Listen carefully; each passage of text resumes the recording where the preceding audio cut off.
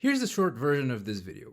To prompt your imagination and expand your world building, ask yourself things about whatever you want to develop. Then, pile questions on top of questions. The cumulative answers will write the world lore for you. Ask who, where, how, why, but why, and then why. And if that's so, then why?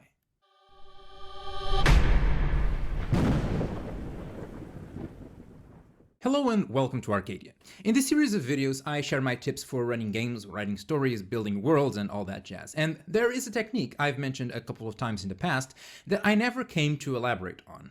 I call it the constant interrogation technique because that's basically the gist of it. But there's a method to it. Now, it should be said that this is not the most organized technique that returns lore in the most structured way, but I found it especially effective for people who don't know where to start, who are feeling a writer's block, or those who just think, wrongly, that they aren't creative people to begin with and their imagination is no good. I specifically use it as a quick and easy development tool when I feel like I haven't designed a smaller and unimportant concept far enough, and it feels a bit flat. For example, imagine I handed a player a magic item called the Scepter of Charming. It's not like the magic item won't work if I don't know its origin and lore, but it will likely resonate less with the player than if it had more depth to it, or more importantly, if I had fallen in love with my own creation a bit more. So I make questions to the scepter. For example, who? Who owned it before? And I just make up the answer. The previous owner was a fae named Naganor. Or how? How was it charming? Perhaps because it allows to cast Charm Person. But this technique really comes alive when you start piling questions on top of previous questions. We settled that Naganor was the scepter's previous owner, so where? Where did he acquire it?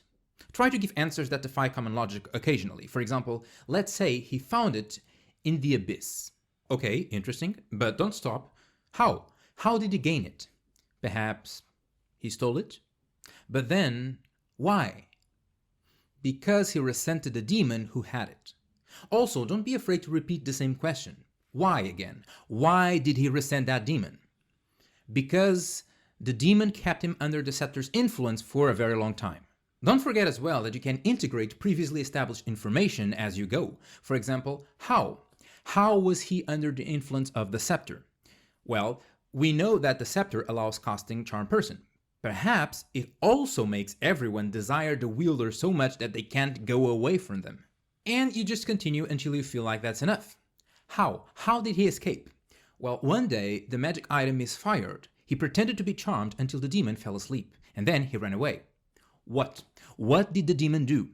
She longs for the scepter she lost, and even to this day did not give up on finding it. Why? Why does the demon need it? Well, the scepter was a gift from the demon lord Grast, and she will be executed if he finds she lost it. At this point, I know much more about this dull magic item than before. In fact, making use of another advice I mention frequently, I should rename it to something more memorable. Instead of Scepter of Charming, the Lustful Scepter of Naganor would be a much more interesting name, much more befitting of the depth the item has now. And all because I kept asking it questions. So the trick here is simply to pile questions on top of questions, and try to deepen your lore, your character, or your concept by expanding on every detail possible.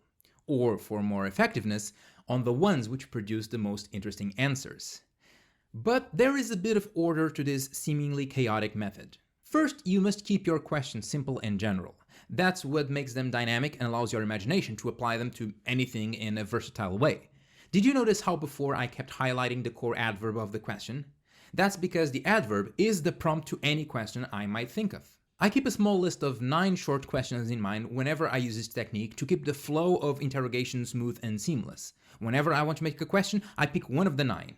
Funnily enough, this set actually comes from my Portuguese grammar lessons. When I was in school and we had to classify all the constituents of a clause, there were these things called complements. I'm not sure if they're called the same thing in English. Complements of time told you when the action was happening. Complements of place told you where.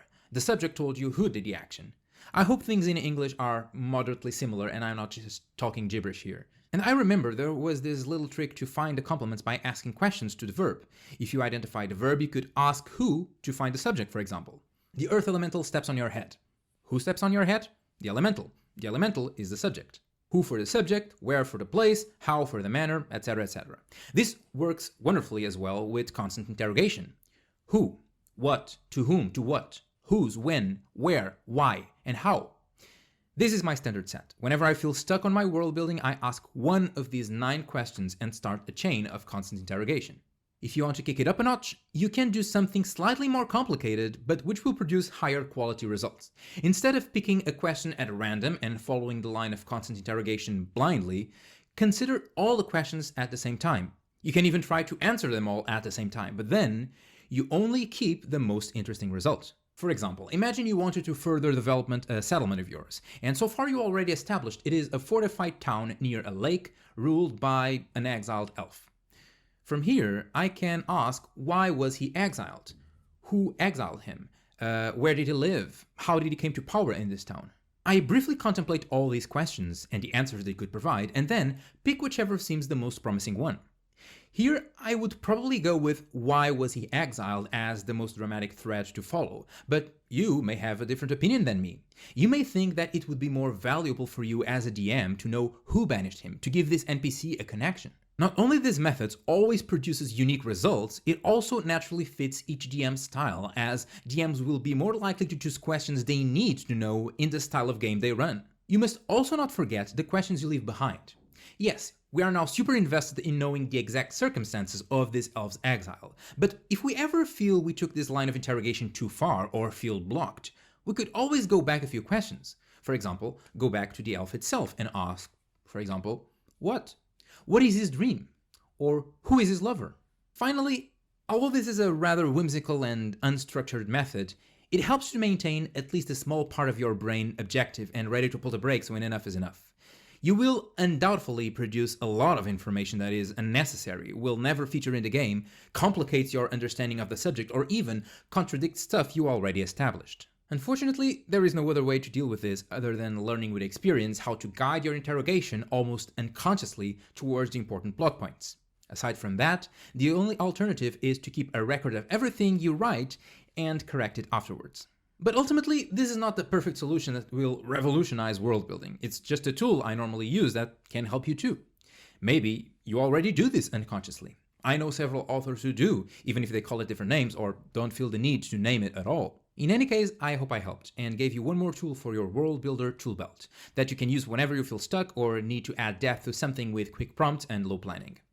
Who, what, to whom, to what, whose, when, where, why, and how. Ask one of these questions about your subject, and then pile another one on top of it, and then another, until you feel satisfied. Thank you for watching this video. Every view is really important to me. If you thought this was useful advice, like the video so it will reach more people. I wholeheartedly thank you for that. There are also a few other suggestions for you appearing on my left as we speak. I recommend the first, as it continues the thread of world building advice. I hope to see you in the next video. Until then, I'm the first Arcadian, and nothing scares me. I'm a scientist.